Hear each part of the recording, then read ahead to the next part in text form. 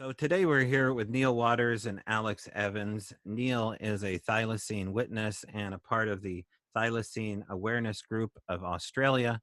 It's a pleasure to have him there, guys. You can hear me loud and clear. It's great to have you on Strange Brow. And gosh, first of all, Neil, I want to know what you do for a living outside of you know, raise awareness regarding the thylacine. What exactly do you do in Australia? I'm a gardener, actually. Okay, so you're a landscaper. No, not really a landscaper, more of a Okay, maintenance gardener. okay. So I'm a horticulturalist, but I'm the head gardener at a large public garden, which was previously a residence of some rather wealthy people. And they never had children, so they bequeathed it to the state when they passed away. And it's got like a 1930s massive mansion on it, which is like a castle. Hmm. And we have 100 acres of property surrounding it. So it's a complete estate. Has 60 acres of bushland up the back on the foothills, and then there's about 40 acres of garden, That's and cool. 3 staff to look after it. So it's a pretty intense job. That is an intense job. And then Alex Evans is an artist, and she's also a cryptid artist at that. I worked with Alex on a project before in 2018, but mostly Alex and I know some of the same people in another cryptid world outside of the thylacine. Alex, how are you doing? I'm fine, Tobe. How are you? Good. And Alex, what do you do for a living out there? And where are you at exactly? I'm in Indiana, Okay. uh, and I used to work. I don't work now. I'm a retired person, Okay. but I used to work. And this is so funny because Neil and I almost share a birthday, and I took care of tropical plants. That was my job. So we're kind of, and then we've got this thylacine thing going. So yeah, Yeah. we like the natural world. Kindred spirits. Yep. Yeah. Kindred spirits. And of course, I do the podcast, but mainly I work for Uber and Lyft, and that gives me the opportunity to kind of pick my schedule and chase after cryptids and edit together video and audio. So we all have time here to discuss this. All right. So my first question here to Neil is, I want to know more about your sighting, and if you could tell us in great detail about what happened on that fateful day and how it changed your life. Well, I relocated to Tasmania in 2010. It was time for a bit of a shift. So I moved to a remote area called South Mount Cameron in the northeast of Tasmania. There's only about 11 houses in the entire town. We don't even have a street light. So there's not much out there. It's an old tin mining area that has regenerated bushland over it. So it's not original forest, but the regrowth is, 60, 80 years old, something like that. So it's nice country. Adjacent to my property there is the Mount Cameron Regional Reserve. So I was walking my dog over there one day, probably about an hour before dark, and the main track going in towards the big lake over there, uh, probably about a kilometre long, and I'm about halfway along this track, and my dog takes off chasing a wallaby, as dogs like to do, and I'm yelling out to my dog to come back, and she's totally ignored me. The dog takes off. I'm calling out to the dog, and it's rather thick, sort of tea tree, banksia, sort of bushland there with small eucalypts. And I'm walking along, and I can hear this as I'm walking. I can hear this crunch, crunch, crunch in the bush, probably only 50 meters, not so, probably only about 15 meters in from where I am. And I'm sort of thinking something's following me, something's stalking me here, and it's a little bit spooky, and the hair on the back of my neck starting to stand up a bit. I keep walking, come around a bend. Every time I stop, it stops. So I know I'm being stalked by something, and it was starting to really give me the creeps a bit. So come around a bend, and it was a bit of a clearing there. So I was sort of standing maybe 15, 20 meters away from where this noise was coming through. And then I saw an animal come out, and it sat behind a clump of grass. So it was sitting on its hind quarters. So I knew it was either a dog or something that was a quadruped. It wasn't a wallaby or a kangaroo. You could sort of see the shape and the outline of it and the top of its ears. So then I tried to get closer. So I was really slowly creeping up towards it step by step. And I got probably 10 to 15 meters away from it. And then it decided it was going to hightail it out of there. As it took off, I saw the side of the animal. Because of the lighting and the time of day, I can't say I saw stripes definitively, but I definitely saw the long, stiff tail. And it was a chocolatey, browny, reddy sort of color. It was a rather dark color. But it was a thylacine, essentially. From all I knew about thylacines at the time. So this inspired me to find out quite a bit more about thylacines, and that sort of got me started initially. I had a second sighting, and when I had that sighting was about 4 years later. But the second sighting, it basically walked straight past my house at night. It was a smaller animal, but I quite clearly saw it and the stripes as it just trotted past my house. I'd opened up the French windows on my bedroom because even though it was summer, it was still cold, and I had the fire going in the lounge room, but it was starting to get a bit overbearing. So I opened up the bedroom windows for some fresh air to come in. When I opened up the windows, I was just standing there looking out in the moonlight. It was quite well lit, and I just seen this animal come walking past. So it was quite a moment of oh my god. So that second sighting was in January 2014, and that inspired me to then have a look into this whole thylacine thing a lot more, and get involved, I suppose, get motivated to actually find out more in a much more intense way, I guess. And then, Neil, you said that the coloration of it was kind of a khaki color or a chocolatey khaki color. Is that right? Yeah, it was more of a reddy, browny, chocolatey sort of color. Mm-hmm. I always thought that thylacines were fawn with black stripes, but I've since been to the South Australian Museum and had a look at the pelts that they have in their collection from the animals that came from the Adelaide Zoo in South Australia. And I found a pelt exactly the same color as the one that I saw with the initial sighting. But there's also grey ones in there as well. They've got grey ones with a tinge of black to them. And from the sightings that I've collected, I've heard of black ones with white stripes, ones with no stripes at all. And someone has even suggested to me that there was white ones out there as well. So who knows? There's no exact rule though. There's a lot of variance in the colors of the species as far as I'm aware.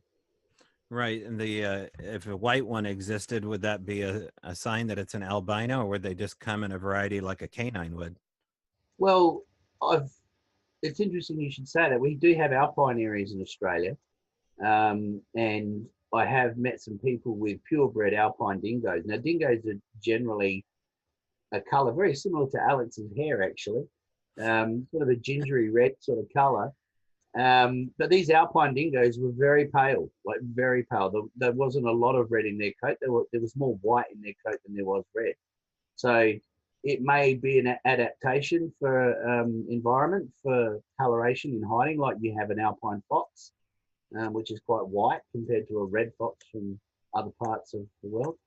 So because there's not really a lot of factual information that was done by scientists back in the day before thylacines became rare, everything's up for speculation. So I don't really know, but I've got a few theories, I suppose.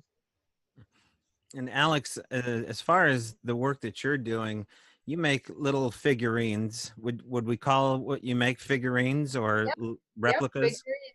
That's it. Little thylacine figurines. And Little you're doing a thylacine. variety of colors on these as well. You're not just shooting for the fawn and black colors. Right. So Right. do you have an example handy to show the camera? Yes, I've got a this is a female that I modeled, and she is more the typical, fawn color, and then the stripes. Yeah, the remarkable detail. Don't skimp on that. Show people that. That is amazing. So That's tell the audience what they're looking at. They're looking at the pouch. Mm-hmm. The female has a backward facing pouch as opposed to like a kangaroo that has a frontward facing pouch. Mm-hmm. And the joey, you can see the tiny little stripes of a joey in there. And then the back haunches too, as far as Oh, the pads are concerned, there they go up the ankle there.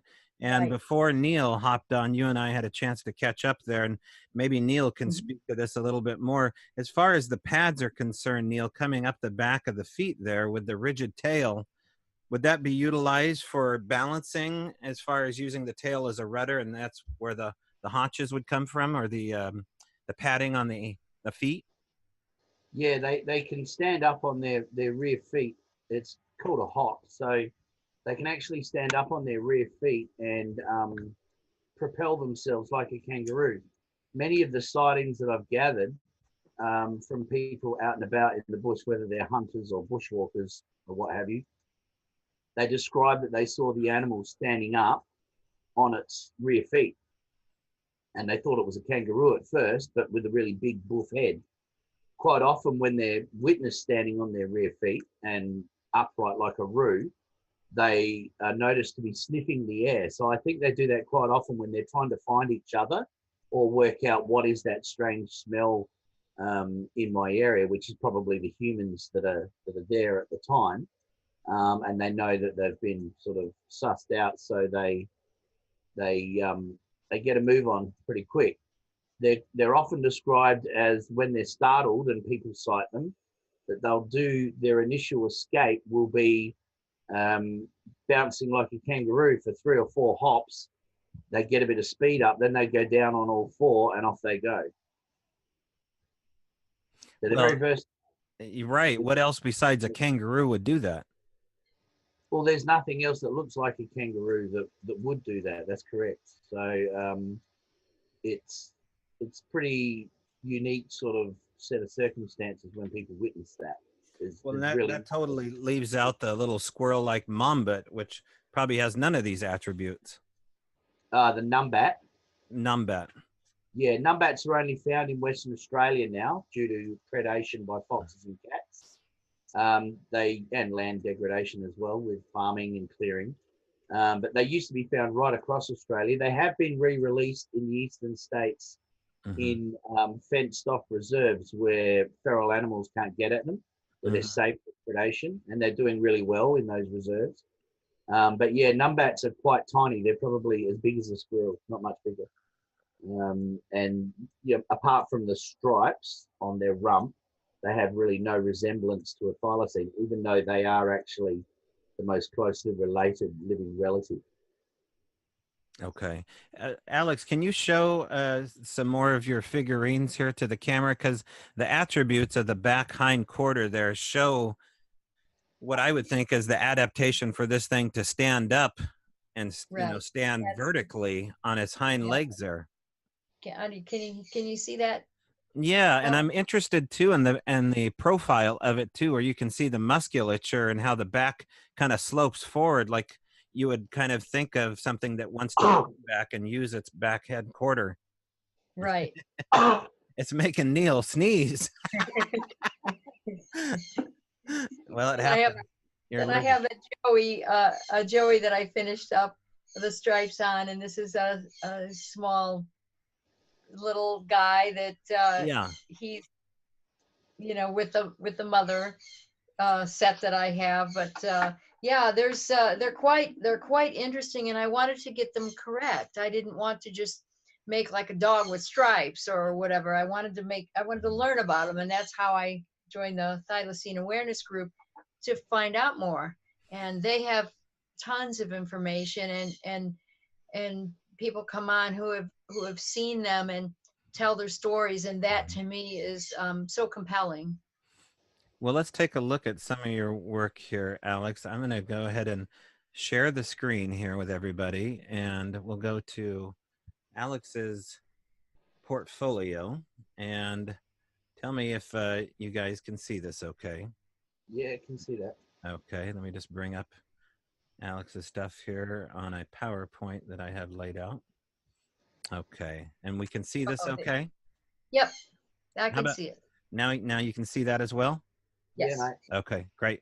So, you know, as far as confusing these with a canine, I can see maybe at a glance how that might happen just based upon the muzzle, and it's on four legs and it has upper ears and it has probably short hair like a you would expect off of a canine or a dingo. But when it comes to characteristics like the back haunches here, which I don't know if you can, I can't get my mouse to work, but just the formation of how the back area is so musculature, it looks a lot like characteristics you would see off a kangaroo. Am I wrong about that, Neil?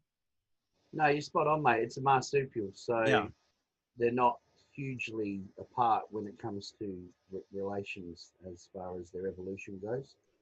Um, it's not a macropod like a kangaroo. It's in a different order because it's a carnivore, but they are very similar.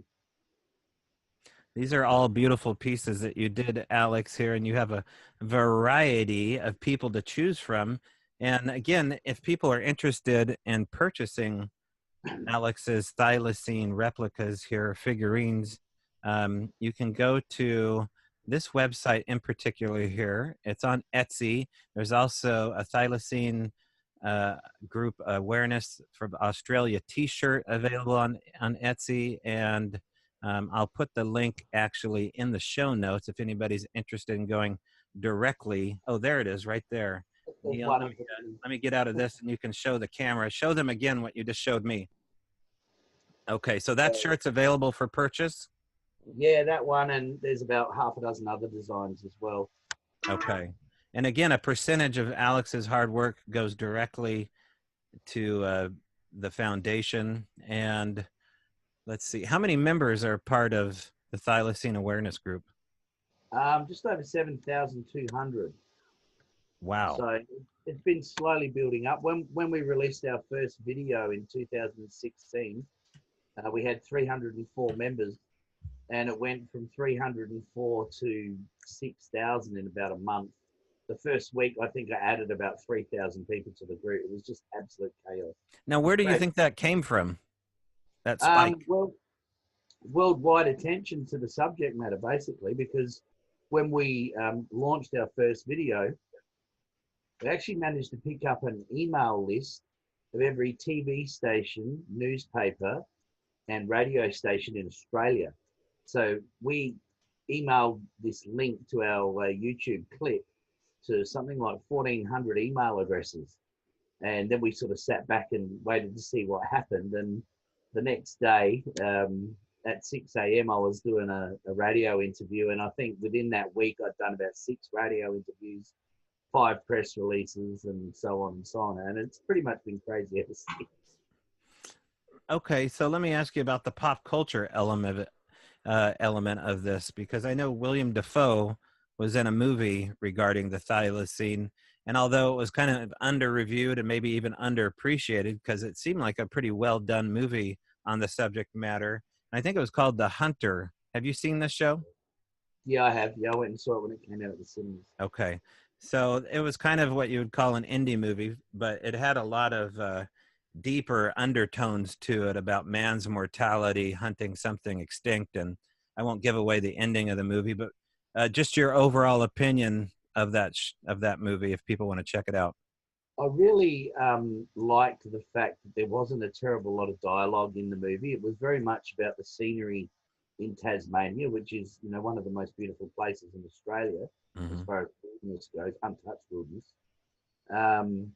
And the fact that, you know, without giving away the end of the story, his moral dilemma with what he was hired to do was a real tough one for any hunter, I think. A lot of hunters are really good conservationists, so they've got a good attitude about their foe that they're after, and he certainly had the right attitude in the end.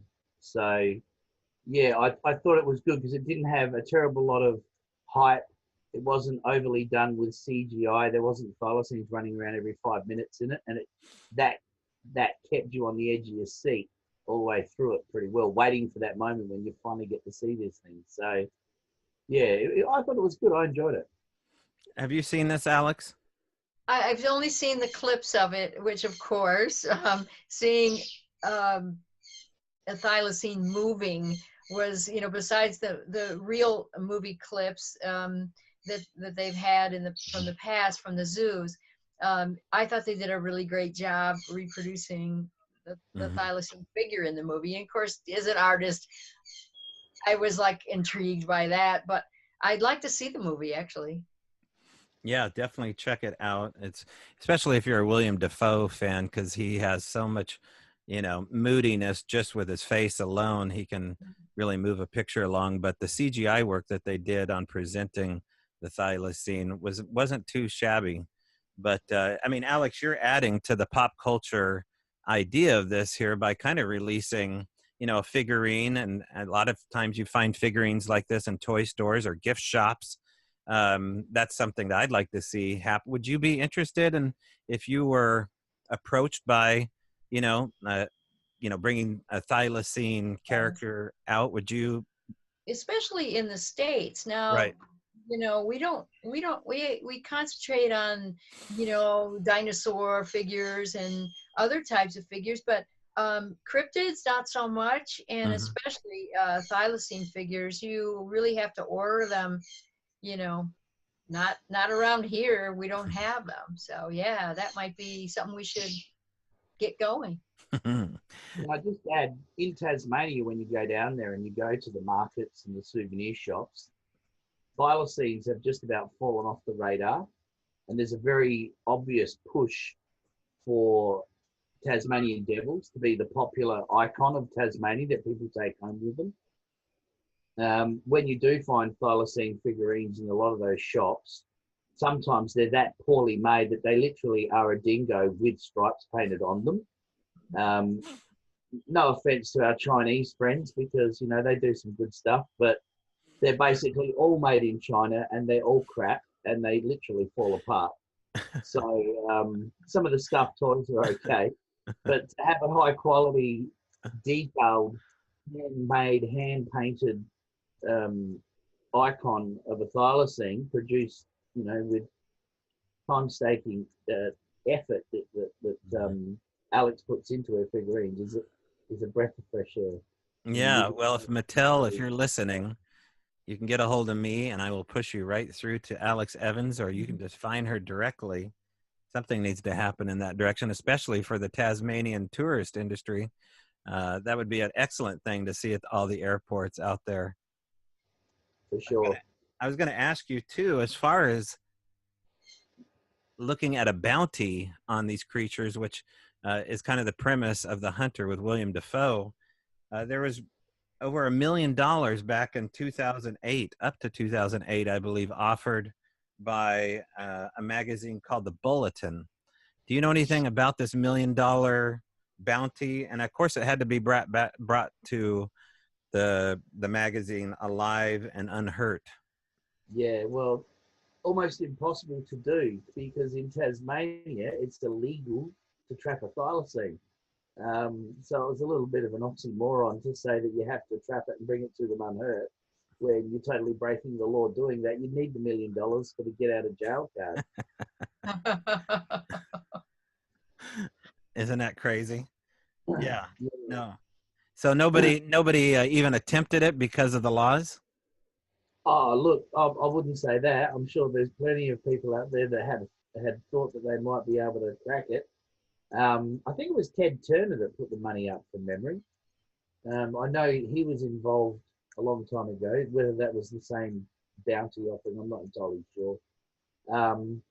But yeah, as far as I'm aware, nobody got close to claiming the prize. So it's a real vicious circle as a thylacine sort of investigator. I wouldn't call myself a hunter because I don't want to kill one, and I don't really want to trap one because, you know, the last thing I want to see is an animal in a zoo, because history will clearly show us that wasn't in their best interest.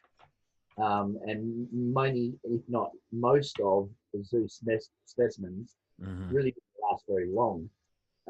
So to trap one and to put one in a zoo again, in my opinion, would just create a freak show.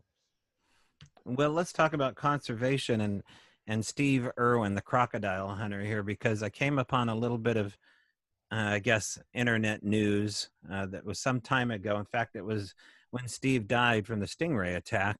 There was rumors that he was actually on a Tasmanian tiger or thylacine expedition with his wife in Tasmania. And it looked like it was bandied about as only an internet legend, but it looks like there's actual image from that actual expedition where had you heard anything about Steve Irwin on a thylacine expedition?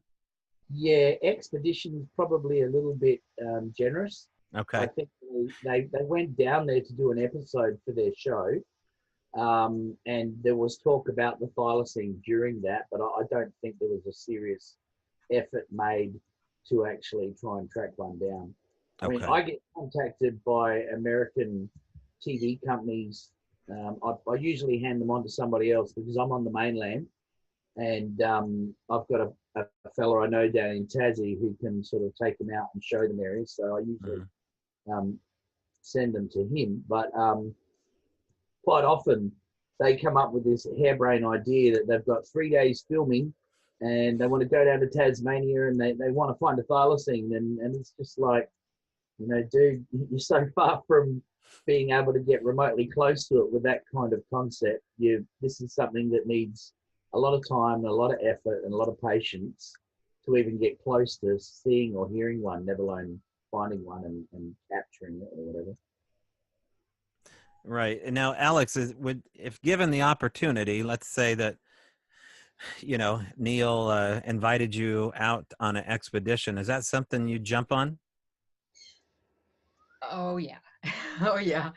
I mean, I've been on a lot of Bigfoot outings and never expected to see one, never did see one.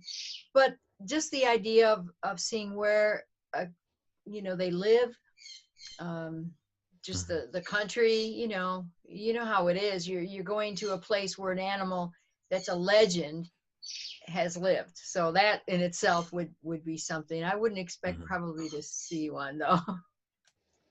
Some No. tracks, maybe some tracks, because Neil has been finding tracks. So possibly just being able to see a trackway and see Mhm. the because now I know what drawing and looking so hard at these features like the feet, then it's like the next step would be to see a track from them. Right. Right.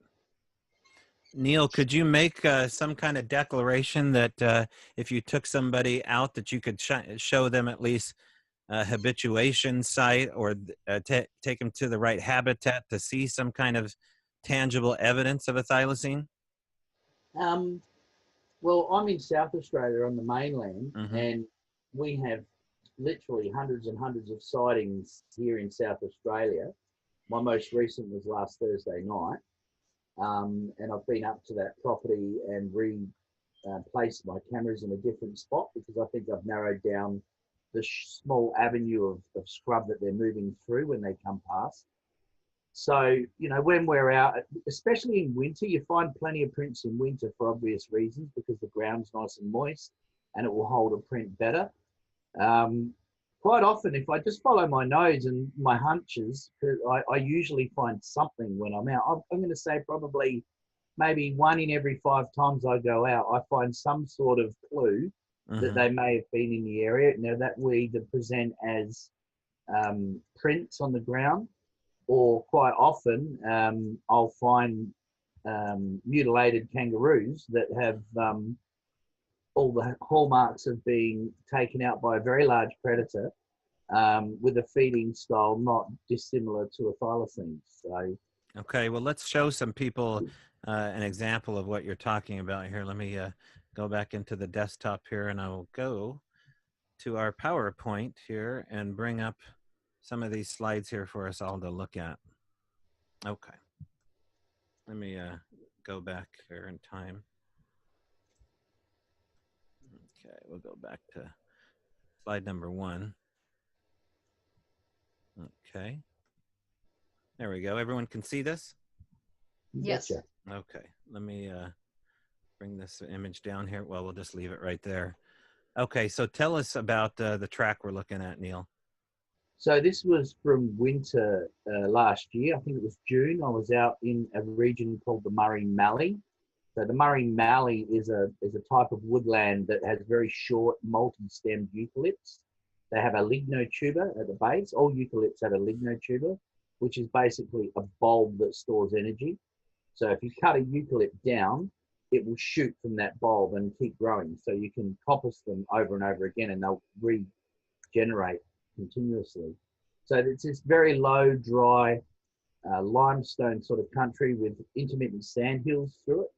So I was out there in winter last year and driving up one of these sandhill tracks, just following my nose as I do. And I got to the top of the sandhill there and discovered quite a few prints running around through the sand. Now, these prints, as you can see, they've been rained on, but they're not that old. I'm going to say they're probably only maybe 3 or 4 days old at most, because there was still a fair amount of detail to be had in them. If you have a look at the toes, you can see the large claw scratches that come out through the toe pads.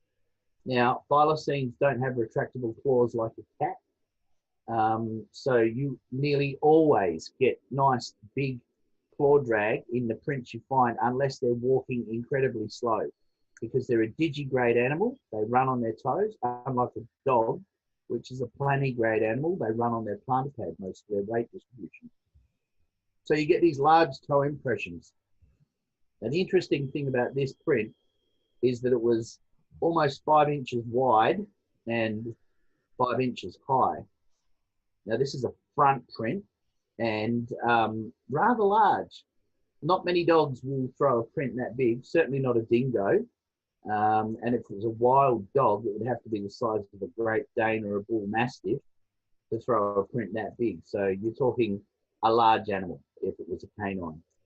These prints were found on a sandhill, as I said, but they were found alongside kangaroo prints, and they were following the kangaroo prints essentially. So my guess is that this animal was hunting kangaroo. If you have a look at the print, it's got a very wide, gradual arc to the splay of the toes. It's not in a typical 180 degrees kind of formation like a fox or a dog.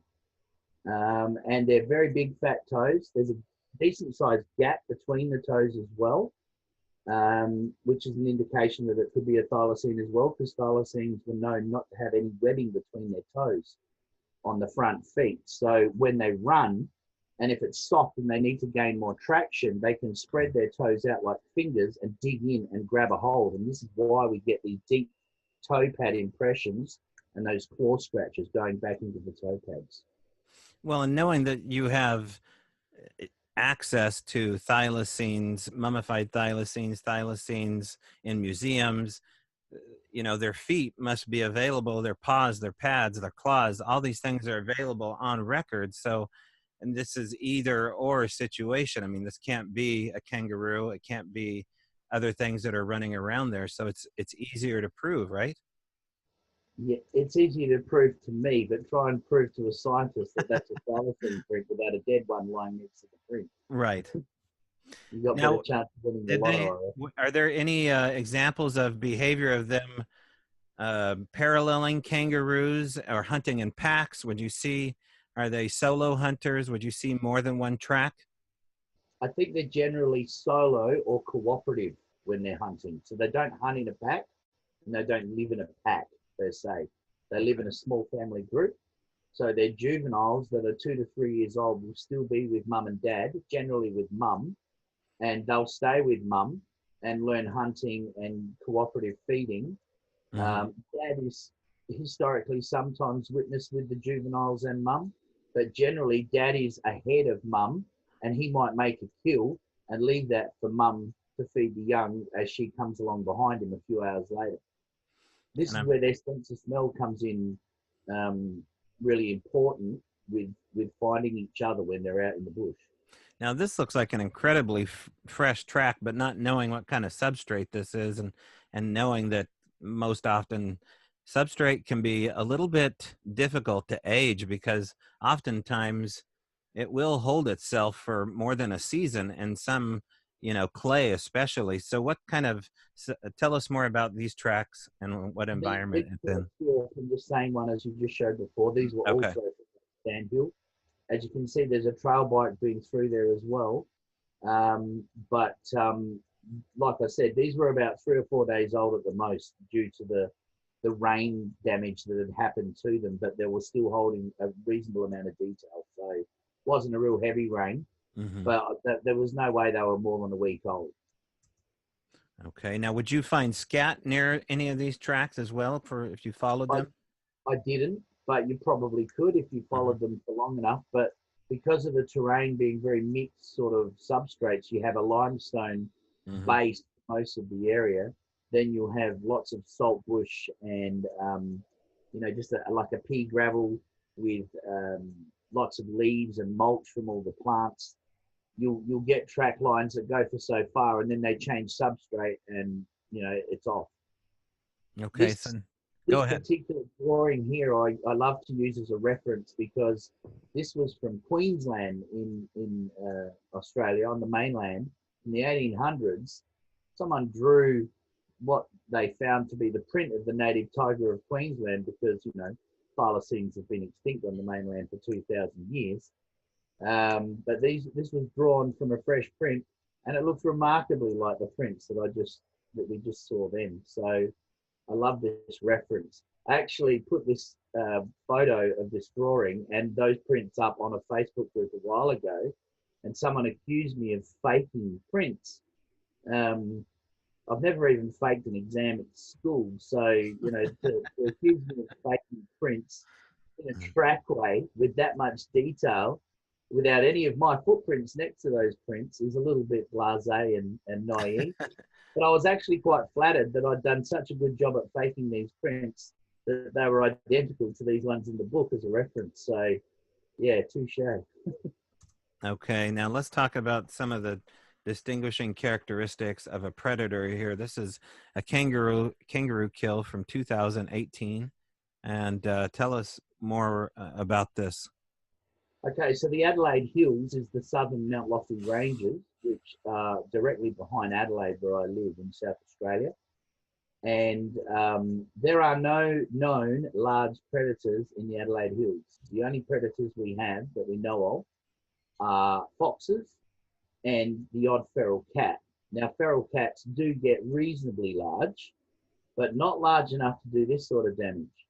Now, this animal here was probably about a week old due to the decomposition rate on it and the smell of it. And you can see the fur starting to come away. But something's had a mighty big chomp and basically taken the front half of that animal away. Now, this may not be a thylacine kill. This could be a large cat kill. I do have reports now on hand of, sadly, large black panther type animals in the Adelaide Hills. Now, these sightings are common throughout eastern Australia and in Western Australia, the southeast of South Australia, but in recent years, I'm starting to get these sightings from the Adelaide Hills. It makes me a little bit nervous when I'm sleeping in my swag on the ground, knowing that there's something that big with that much power roaming around the hills and the forest. So whatever took the front half of this kangaroo, it was not a fox. That's a large predator. And right now, you're saying there's reports of large black cats, and that's something in the cryptid world, of course, that we've heard about over the years outside of Australia, Yeah, even here in the States. All the characteristics of a jungle cat, or a panther. exactly. Hmm. Um, Sometimes, though, we had a sighting from Queensland last Wednesday, of a large black cat-like animal, right? So a fella who took the sighting went to the spot and investigated it and found some prints in the creek that were large and very thylacine-like. They weren't cat prints per se. They had the big claw drag, the whole bit. So that makes me wonder, is there an unknown quadruped marsupial that looks similar to a cat but presents a footprint similar to a thylacine? roaming the Australian bush. Now, the only contender for that is Thylacine carnifex, or the marsupial lion.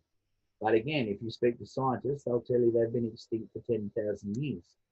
But there are hundreds and hundreds of documented records of those animals being seen from Cape York Peninsula in Queensland all the way down the east coast, right through to Western Australia. Okay, let's talk about the diet of a thylacine. Here's a pretty gruesome example of a poor kangaroo, just all sorts of messed up. So talk about the diet. Okay, so there's a little bit of theory and conjecture here, but it is known that thylacines were blood feeders and they like the blood-filled organs. So that's historically documented from hunters in Tasmania from the 1800s. What we tend to find is kangaroos with their heads ripped off and their lungs are missing. Nearly every time the lungs are gone and the heart are ripped out through the throat cavity and gone. Now, when I found this unfortunate chap, the head was still attached by a tiny little bit of skin, but it had been really meticulously cracked open in half and the brains are gone.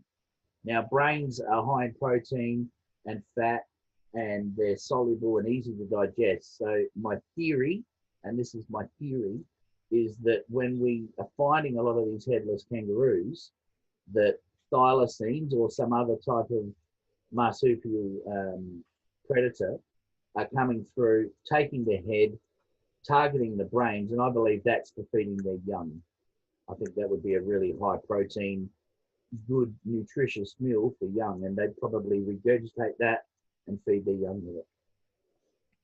Right, and it's some of the speculation here is that they can open their weak or strong jaw, and I say that in parentheses, very weak or strong, because there seems to be some kind of stipulation on the fact that they exhibited a weak jaw. It's in the writing, but if this is an example of a weak jaw, I don't want to see a strong one.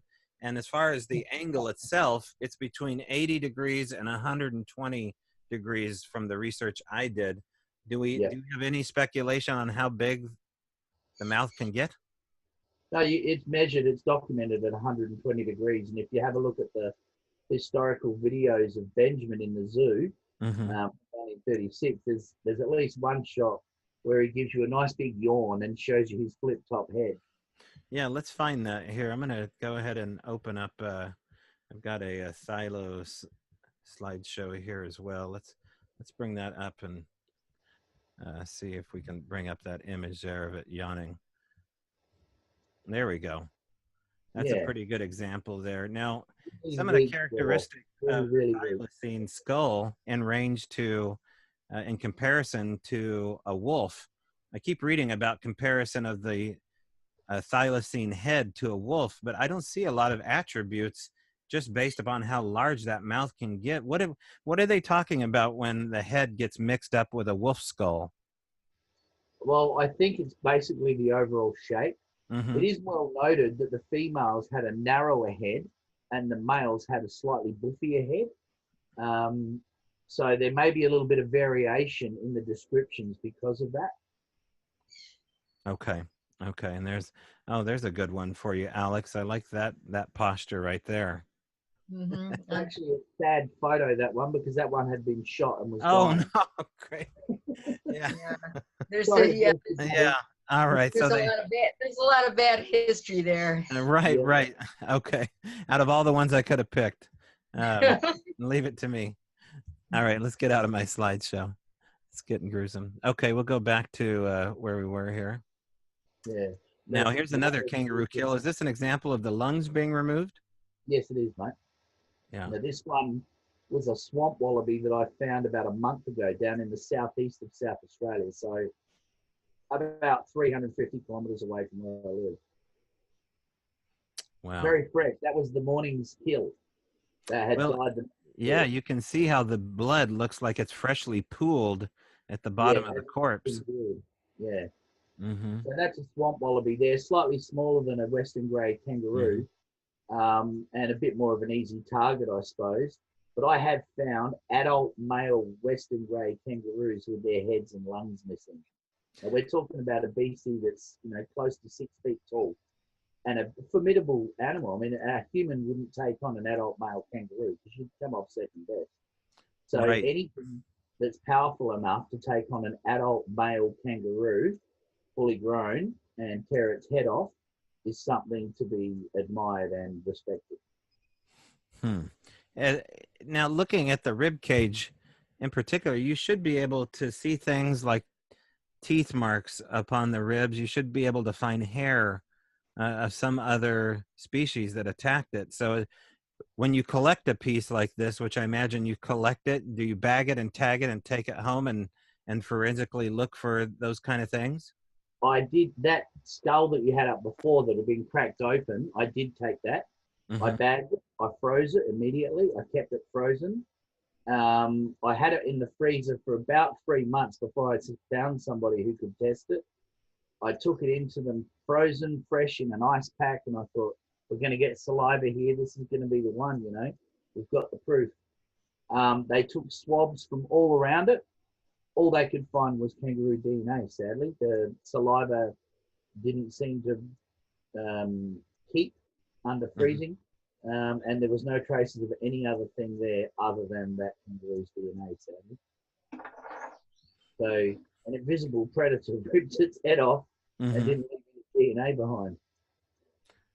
So, one of your theories too is, Neil, that they're using the soft tissue to feed their young. Are we calling the young joeys? What are we calling young thylacines? They're Joey. They're Yeah, joeys. correct. They are So, Joey. would this be the male or the female mostly hunting? I think it's a mixed bag. I think Mm-hmm. when the female has got pouch dependent young, she's probably going to get presented food by the male more. Once the young are large enough to be left in a lair, she can then cooperatively hunt with the male or hunt independently of the male, depending on the situation. Um, but that's always a risk because she has to leave her young at home alone Mm-hmm. while she's hunting. So I think once they're small enough to be large enough to be out of the pouch and walk alongside her, she Mm-hmm. would probably keep them reasonably close while her and or the father, the male, hunt.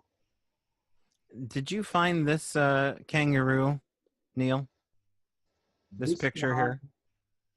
I think this one was from South Australia. I think this was one of the other members in the group that found this one. Okay. But again, head gone and not looking really healthy as far as getting up and bouncing back goes.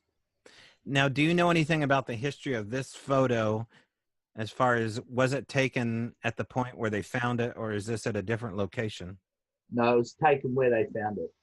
You got to Wow. appreciate these animals. An adult kangaroo is a rather large beast. To take it home and throw it in the freezer for scientific testing is not really a practical thing to How do. large is this animal? Do we have any idea? That animal there would probably be around the 30 to 35 kilo mark if it's a female and fully grown. I Okay. mean, my dog's 25 kilos and she's a smallish Okay. choppy Do the breed. convert. Can we do a convergence of math here as far as feet and pounds? 25 kilos is roughly 55 pounds, I think, somewhere around Okay. there, nearly 60 pounds. So So over 5 feet tall. the adult males are up to 6 feet with a Mm-hmm. Western grey. They can get quite large. Mm-hmm. And a red kangaroo male is even bigger. They're massive. They're a formidable beast when you're standing up alongside of one. And Alex, maybe you can speak to this as well. It's a very curious photo. Out of all of them, this one shows a lack of evidence of really any blood pooling on the substrate there, which is really odd for the size of this critter. Um, your thoughts on that, Alex? Is that curious to you? Oh yeah, you'd think, you know, you would see when the kill. And I was raised on a farm, and I saw, you know, my father drain blood out of the rabbits and hang them up in the blood. There was quite a bit of blood. So yeah, they must have been an animal that could lap up the blood as, you know, as it was doing its you know, last kill, you know, grab and just drink that blood, you know, right from that But wouldn't you opening. see that on the substrate start to even, there would still be a stain, wouldn't there, Neil? To a degree, you'd expect some. If you have a good look at the hind quarter on this animal, you can see a bit of a graze, and the legs don't look real great in the way they're laying. So I'm going to have a guess here and say this one was probably a roadkill that was fresh, and opportunistically a predator has come along and thought the head looked pretty tasty, Mm-hmm. and the predator may have dragged it off the road. I don't actually remember the full story with this photo, I'll be honest with you. Okay. But I have found a wombat that had the neatest hole in its neck, and there wasn't a drop of blood anywhere. Like, there was not a drop of blood anywhere, and it was lying on the side of the road, had its throat chewed out so incredibly neatly, and there was no blood. I've also got reports from farmers with this happening with sheep as well. Sheep being killed, throat taken out, and not a drop of blood anywhere, totally drained of blood. So again, this fits in with that thylacine historical feeding pattern of being a blood feeder. Quolls, which are also related to thylacines, do exactly the same thing. They will go in to a chicken coop, they'll bite the heads off half a dozen chickens, drink all the blood, and scarper off, and haven't basically eaten the chickens. They've just taken the head off and drunk the blood. Well, that's an amazing shot, but I guess, Vampire thing going on. what's that, Neil? There's the whole vampire thing going on here. Right.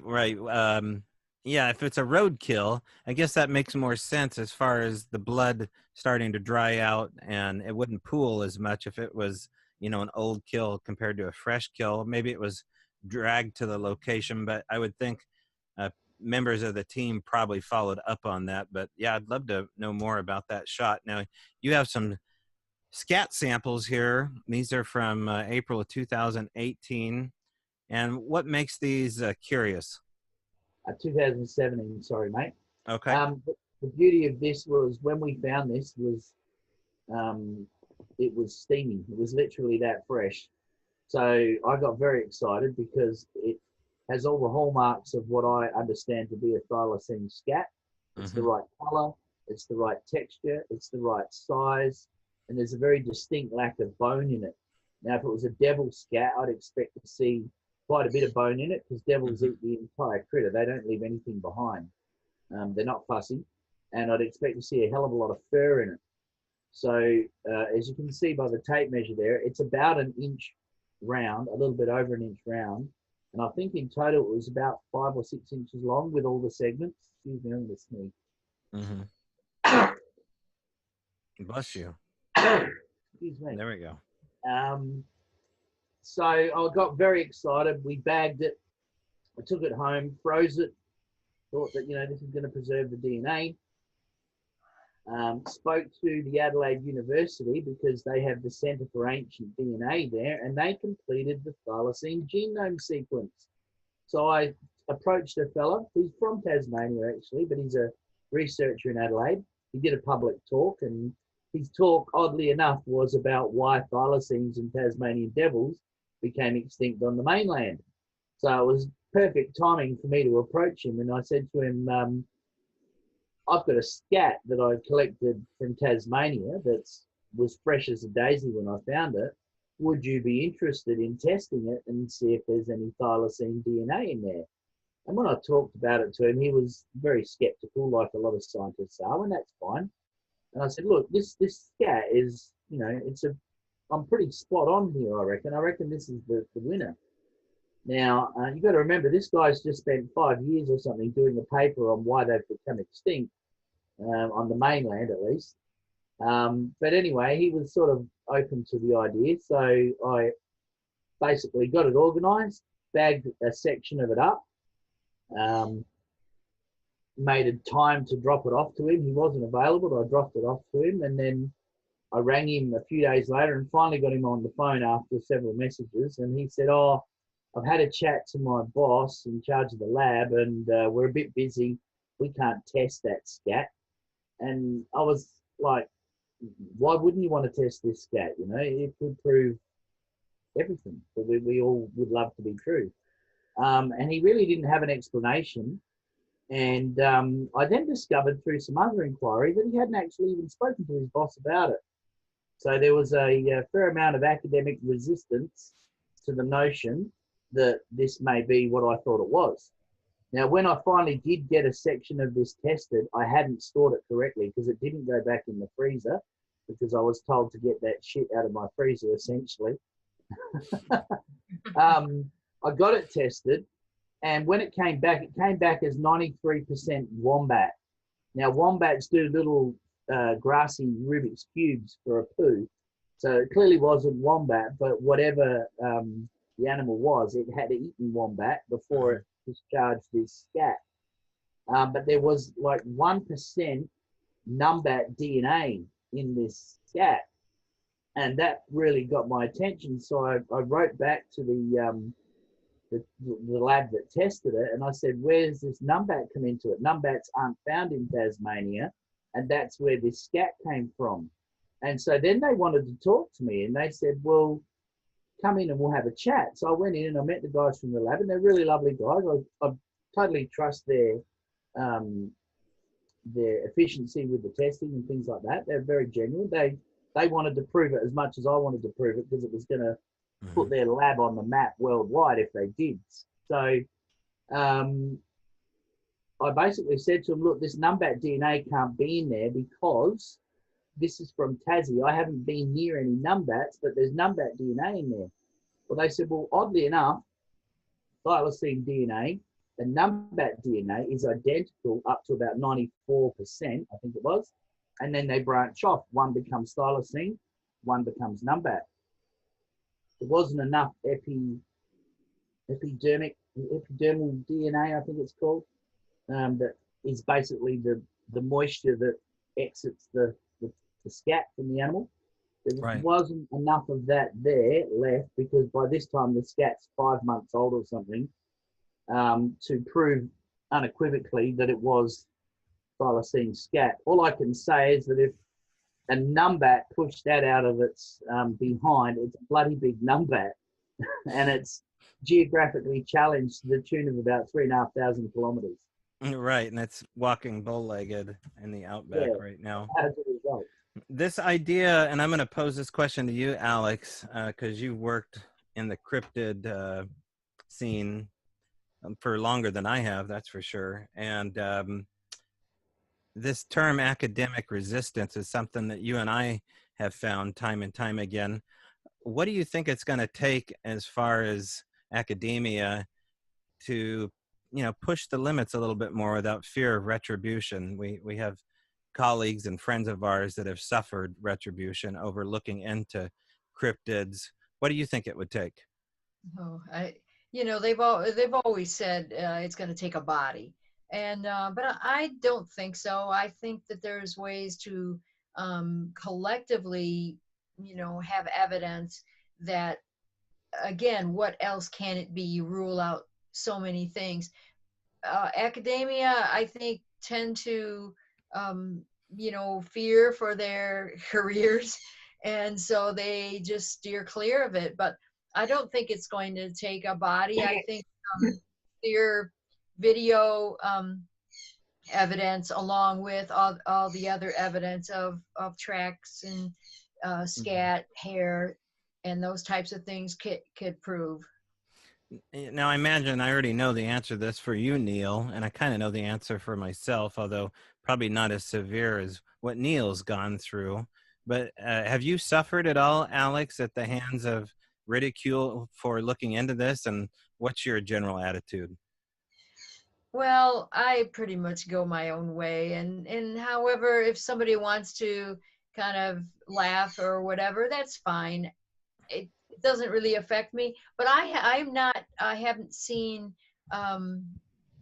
direct evidence of like a Bigfoot or a thylacine. I haven't been privileged enough to have that, so I'm more respected just because I kind of represent what the cryptids are.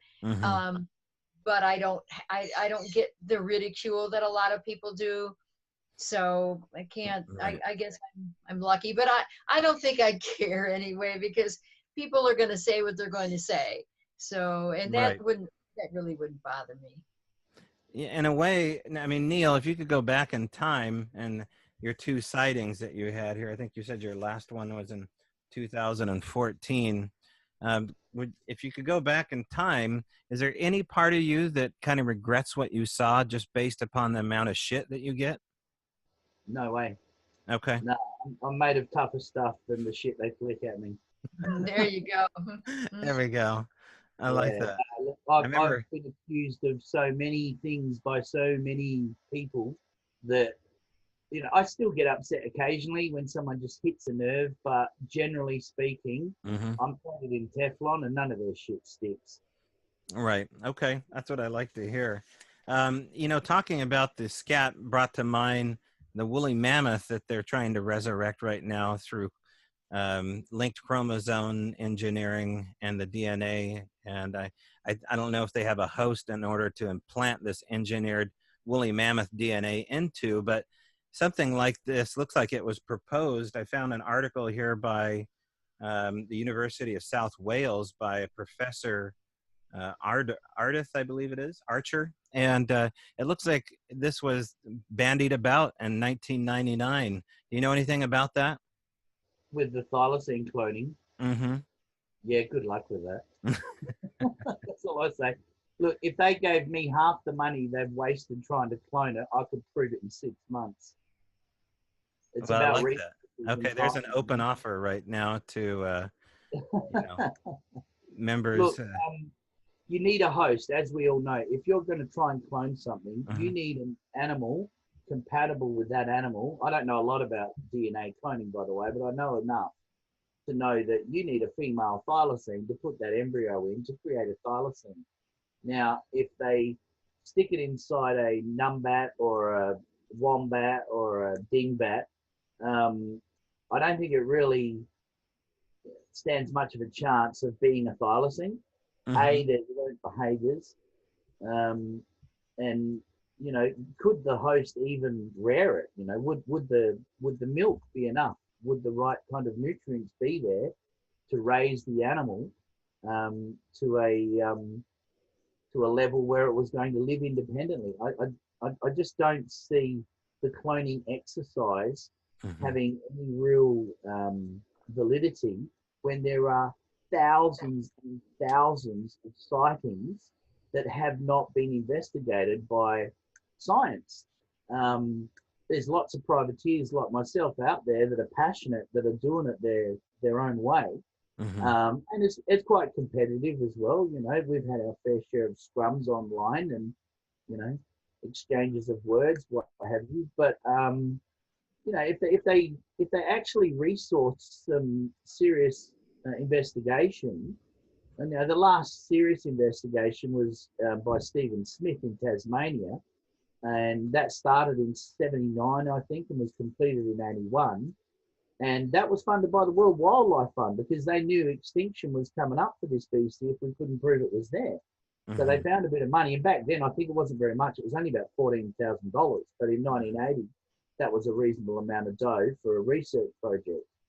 But there has never really been a government-funded proper study into looking for thylacines Mhm. until Queensland, um, James Cook University in Cairns in Queensland announced 2 years ago that they were going to look for thylacines based on 2 really good sightings. There are hundreds of sightings as good, if not better, than the sightings they base their investigation on. So I just laugh at that because it's academic poppycock, in my opinion. And if they were really serious about looking for it, there's plenty of places in Australia they could be looking for it apart from Tasmania. And, as it is, they're looking for it in Queensland, allegedly. But I don't know of anyone who gets funding to look for extinct species without some sort of evidence. So I'd love to know how they got all motivated and decided they were going to go looking for thylacines all of a sudden. Well, if you're looking for a way to look for a thylacine that's kind of off the beaten path, one of the tools you could use is with our sponsor. Now, I've mentioned time again on the show that Feral by Aaron is our one sponsor, but with a sponsor like this, you don't need any more because The fact is that these spirit tools actually work. And what do they work with? Well, they work with the elements of the earth, and they're housed and built by an artisan out of the Olympic Peninsula, Aaron Jackson. Check out Feral by Aaron, ERYN, at Etsy.com. Drums, rattles, smudge sticks, and coming soon, alchemy boxes. These are one of a kind, each one of a kind. We're not talking about a factory here. And as two people told me, her instruments sing, and particularly the drums. So check out Feral by Aaron. Give it a like, review, subscribe, share, go on the Instagram, and give it a little love. May give it right back to you. Feral by Aaron at Etsy.com.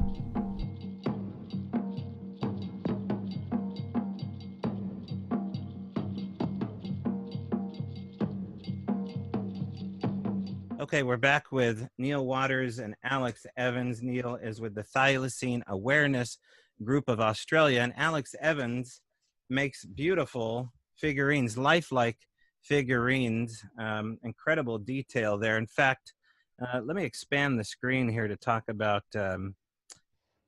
let's go to this one here. Yeah, there, and let's go back to this. Alex, can you show people the charcoal drawings in the background of you so people can get an idea of your attention to detail when it comes to the anatomy? Yes, I've got this particular one and this particular one over here, the face, are taken from taxidermy specimens of the thylacine. So they're actually the real creature, whether they made them slightly different from taxidermy, the real specimen to the taxidermy, it's hard to say, but this is what they ended up with, and I thought that was a good representation. And then put some vegetation in here to show, and again you see the clear striping and the really long straight tail. And then this particular one over here is I did off of a photograph that was probably from the 1930s of a thylacine. I think you even have a picture of that one.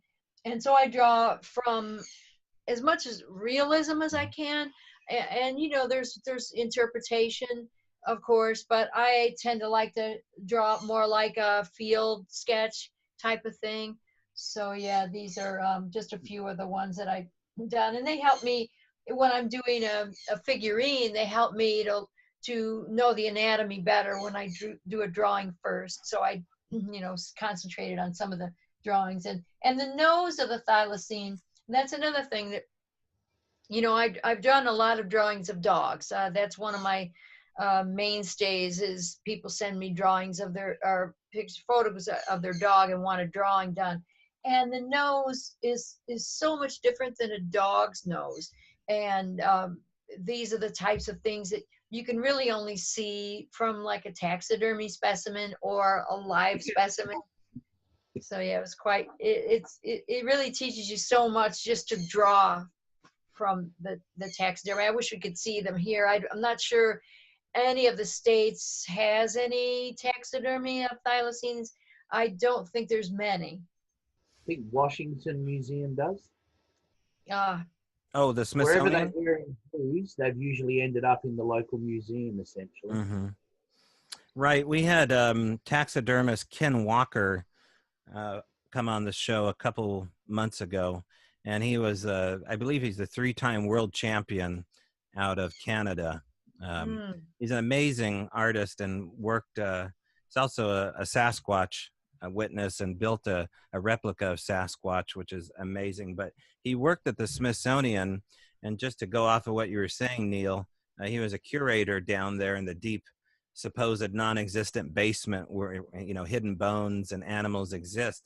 And he went on to tell me in some detail about a ice age bone structure of a bear that was taken from a part of Alaska. And he said that the bones were so fresh, they weren't fossilized. And I can't remember the type of bear that we were talking about. But anyway, he verified that indeed the Smithsonian does have rare, artifacts beyond just NASA wreckage and things of that nature. They have some unspoken of treasures down in the basement there, and who knows how deep that basement goes. Maybe it looks like something out of the Raiders of the Lost Ark in the last closing credits there, when the Ark is sitting in the back, so we can There cross our are fingers. there are rumours in regards to James Cook University in Cairns up in Queensland, where they're looking for thylacines based on sightings. There are rumours that there was some roadkill thylacines taken in there by two different people on two different occasions. In the last, I'd say, 10 to 15 years, this apparently happened. And they're doing a survey in that area for the Northern Bettong. Now, this Northern Bettong survey employed something like 50 or 60 trail cams throughout various parts of the forest up there. Mm-hmm. And I think my guess is, and this is just a guess, and you can take it or leave it, but my guess is with a roadkill thylacine being brought in and a Bettong survey going on, I think they might have caught something on camera to back up their little dead flat animal that was handed to them a few years ago. And that's prompted them to go and get some funding to go and look for thylacines. It's only speculation, and Mm-hmm. I'd love one of them to ring me up and tell me I'm an idiot or tell me I'm right. Shut up. Mm-hmm. But I think it's quite feasible to assume that most museums and universities would have all sorts of little things in their basements that they don't really want the public to know about, because they don't want to create some sort of a stampede. Now, have you ever been approached, Neil, at all by any member of the parliament or government, or even a contractor of any kind, that has helped you with information about the actuality of them still existing? No, I have not. Okay. Only witnesses. Only witnesses. Okay. Well, in the short time that we have left here, of course, it would behoove me in so many personal ways to ask you this question, but maybe not behoove you so much, Neil, but I'll ask it anyway. Yowie sightings. Of course, I have to ask you about Yowie sightings in Australia. This is something else that's not supposed to exist out there, but knowing what I know now about my own backyard, what's your impression on Yowie sightings, and have you ever looked into it? I've met a couple of witnesses. I have looked into it, but I've never investigated it. Let's put it that way. I have some Yowie sightings from South Australia. Mm-hmm. I met a fella in Darwin in the Northern Territory who had some very good first-hand Yowie sightings. Mm-hmm. And I found a link on one of the Yowie groups on Facebook that led me to a book called A Trip to the Antipodes by a squatter that was written in South Australia in the very early stages of the colony. I think it was 1840, 1842. Okay. Now, he mentioned how they had found a leg bone, I think, a femur, of a large hominid in Victoria in the 1800s, and it was given to the Melbourne Mechanics Institute. Where's that bone now? What did the Melbourne Mechanic Institute do with that bone? But it was apparently of a Yowie's bone, Mm-hmm. and it's somewhere in the coffers. Now, in South Australia in 1839, a chap by the name of Litchfield, Dr. Litchfield, did a talk at the Adelaide Mechanics Institute, and his talk was about the fauna of South Australia. South Australia was a new colony then. It was only 3 years old. And lo and behold, he mentions in there about the dog-faced Dasyurus, which is essentially a thylacine, being a member of the fauna of South Australia at the time of settlement. Now, if you ask any scientist nowadays, they'll tell you they've been extinct on the mainland for 2,000 years. End of story. There's no evidence. But there is written documentation from naturalists at the time quite clearly stating that they were part of the fauna of South Australia. Where's the specimens? How did they know this? Someone messaged me a couple of years ago and told me that there was 2 thylacines shot in South Australia in the 1800s sent back to the UK for samples to compare. I have no other documentation of that. It was just something someone told me they'd read somewhere. But the field naturalists in Australia were the very early conservationists that collected lots of this information at the time. And it would be interesting to go through their archives and read through their old manuscripts. But yes, I have met some first-hand witnesses of Yowies in South Australia. You've got to remember, South Australia has had a large percentage of most of its bushland destroyed for farming. We have very small pockets compared to other parts of Australia of habitat, but there's enough habitat to support certain animals. Yowies are meant to be a mythical beast, but you know, there's hundreds and hundreds of stories of Yowies being a very, very real existing creature in Australia. So nothing would surprise me. And I try very hard not to say no to most of these kinds of things, because the minute you set yourself up for failure, you're likely to be proven wrong. So I try to keep an open mind about most things. Speaking of mythical qualities, is there any Aboriginal legend or oral tradition in Tasmania or Australia about mythical qualities attached to the thylacine? Absolutely. In our documentary that we produced a couple of years ago, Living the Thylacine Green, we spoke to the Adnyamatna people in South Australia in the Flinders Ranges, and they revere the thylacine as a living part of their culture. Like, they don't talk about animals that become extinct. It's like with people. When people in their language group pass away, they don't talk about them anymore. So that's part of their spiritual belief, so that spirit can move on and be at rest. So they have the same respect for animals. Now, we spoke to a lady by the name of Regina McKenzie from the Flinders Ranges in South Australia, and she had several sightings that were really quite recent. One was about 2 weeks before we got up there and had a chat to her. And she'd lost a couple of geese to this beast. So when you have a look at our documentary, you can see quite clearly in there that there's some really strong cultural links to these animals. In Tasmania, they were also very strongly linked in the culture down there, and in Northern Territory as well. In fact, I've got an Aboriginal friend up there, Marie, and her people from the escarpment country in Arnhem Land kept them as companions and pets. Well, it is right. It is a right. Amazing. Well, she's talking about her grandparents. So it's within the last 100 years, they were keeping thylacines as pets. But they've been extinct on the mainland for thousands and thousands of years, you know? That's amazing. As far as Alex, you know, well, let me pose this back to Neil. Are you of the mind that this is mainly a flesh and blood answer when it comes to the thylacine? You don't add any of the attributes of mythos or supernatural or anything like that to how we can't find them, you know, lack of evidence? Well, I don't think there is a lack of evidence. I think there's a lack of effort on a governmental level. I think it's more about the effort that hasn't gone into it, and I think it's quite deliberate. And I find physical evidence of physical things that are happening. And, you know, we have taxidermies in museums to prove that this animal really did exist in recent history.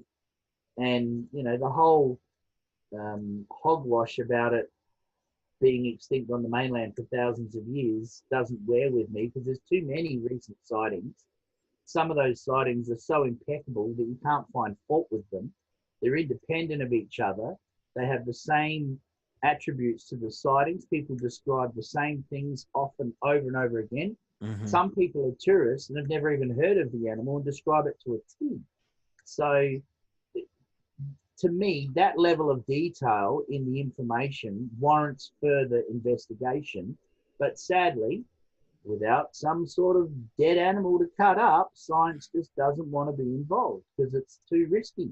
The ego of scientists leaves the ego of musicians in the weeds. These people are really quite proud of their opinions and they don't like taking risks. So, you know, like you said earlier on, you know, there's a certain amount of funding that keeps those egos ticking over and being Mhm. published and peer reviewed, and that's more important to them than what they're actually investigating half the time. It's, quite often it's not so much what's being said, Mhm. but who's saying it that makes it important. Mhm. Alex, do you have any words of wisdom for people that are interested in looking into cryptids such as the thylacine or the yowie or any other cryptid? What do you say to the person that is toying with the idea but is afraid to maybe step out and actually do it just as fear of ridicule? Well, it's always a touchy subject because, people, as long as people care what others think of them, you're Hmm. going to you're going to get that. But I'd say just do what your heart tells you to do. If you want to get out there and investigate. I'm more of a investigative type person who likes to look for the reality part. Hmm. I don't, um, you know, harbor any bad feelings for anybody who sees that there are some things going on that are a little unusual. But I think the main thing is just document everything. Hmm.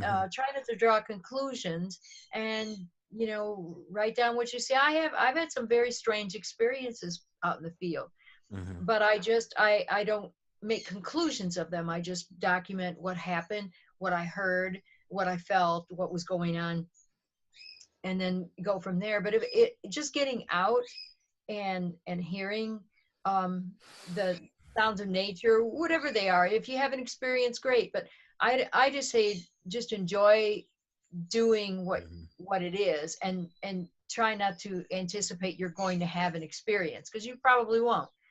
But you can just be out there, enjoy nature, and Hmm. learn about tracking, about other things that kind of parlays into any research.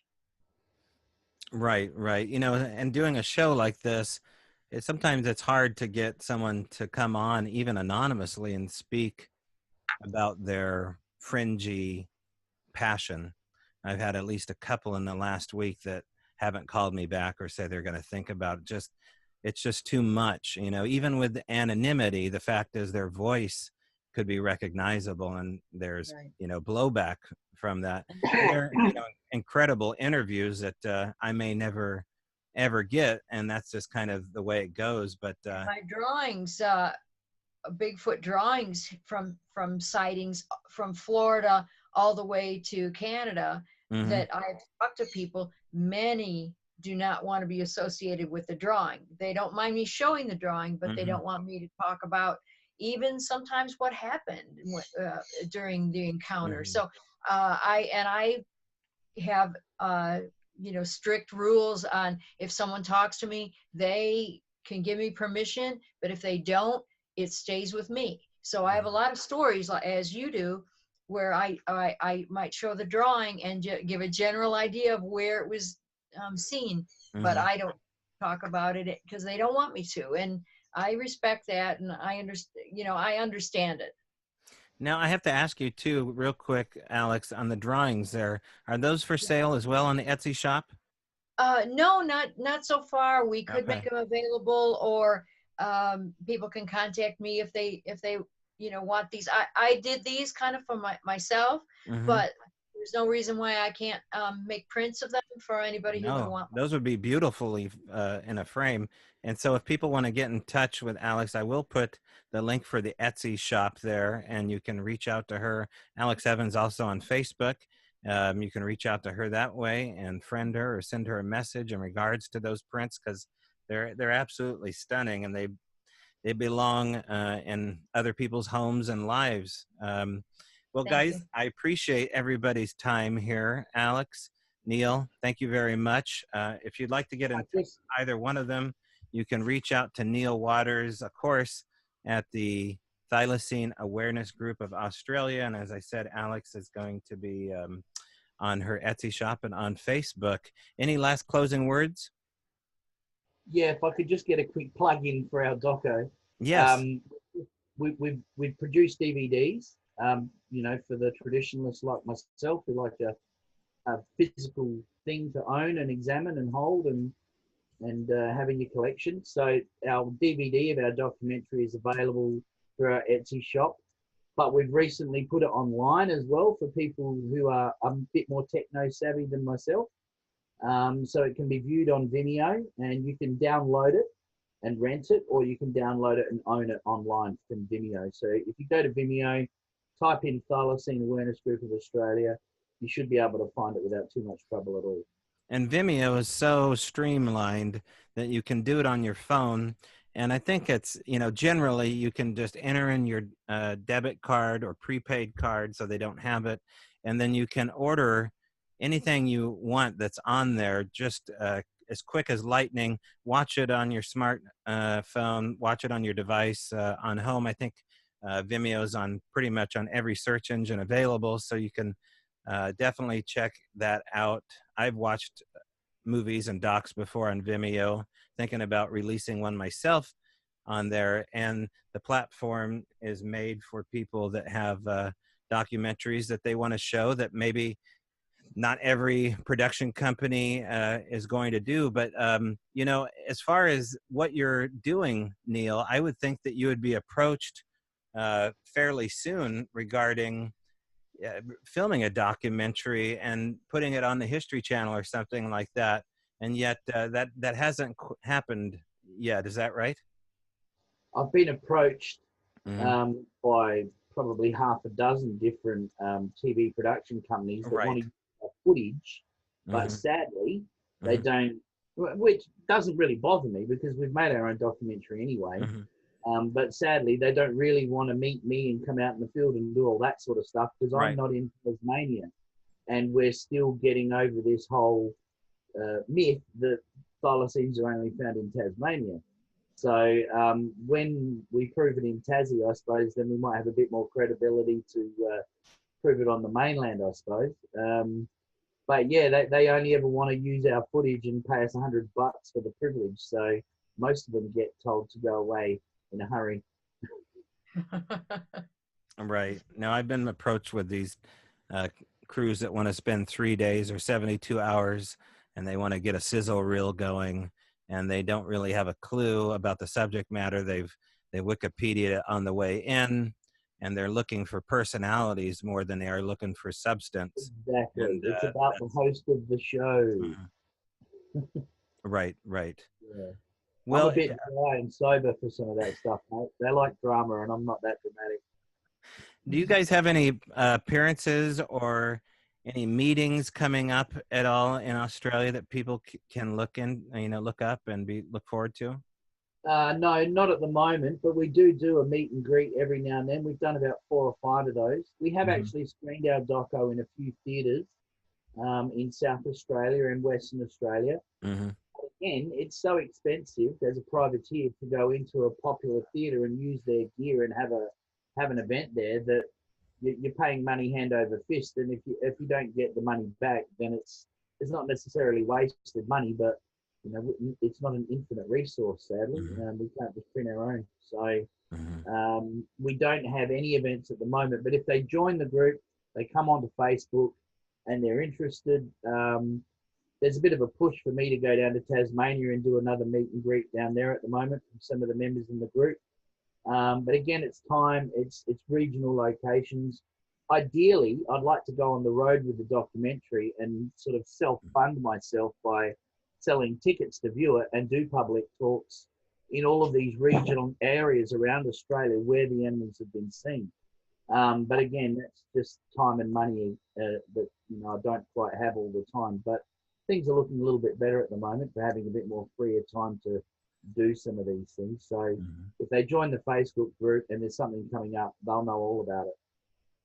Well, again, this is Neil Waters of the Thylacine Awareness Group of Australia, Alex Evans, cryptid artist. And if you like what we talked about here, you can catch prior episodes and future episodes, kind of the same area, just off the normal news, a little fringy. And and according to this subject, trying not to make it so fringy. And we just want to bring awareness in general on Strange Brow Radio to topics that generally aren't spoken of in the main part of the bar and are sectioned off into the area nooks and and corners of the pub. So we're trying to bring it to the main floor, the main stage. You can find us at Podbean or iTunes. It's under Strange Brow, BRAU radio. And there are indeed some future events that you can look at strangebrow.com, ticketed events, live events that we're doing. And we look forward to meeting our new overseas audience. Thank you very much, Neil and Alex.